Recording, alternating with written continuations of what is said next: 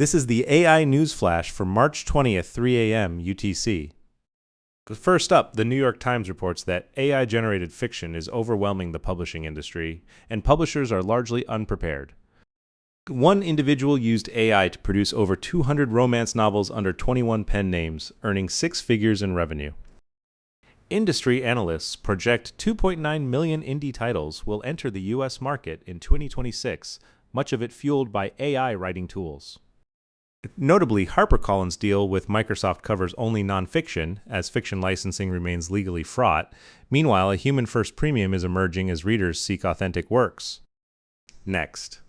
The Wall Street Journal reports that a New York congressional race has turned into a bitter proxy war within the AI industry. Alex Bors, a former Palantir data scientist who authored New York's AI regulation law, is at the center of the battle. Leading the Future, a PAC backed by OpenAI president Greg Brockman and Mark Andreessen, plans to spend $125 million this year to elect pro-AI candidates. On the other side, an Anthropic-backed PAC is spending hundreds of thousands to support Bors. This marks the first major AI industry civil war playing out in electoral politics ahead of the 2026 midterms. Third, research firm TrendForce projects global semiconductor foundry revenue will reach $218.8 billion in 2026, growing 24.8% year over year. The surge is driven by accelerating AI chip investments from cloud giants and AI startups. AI chips now account for roughly half of the semiconductor industry's total revenue, despite representing just 0.2% of total chip shipments. This extreme value concentration highlights AI's outsized impact on the chip economy.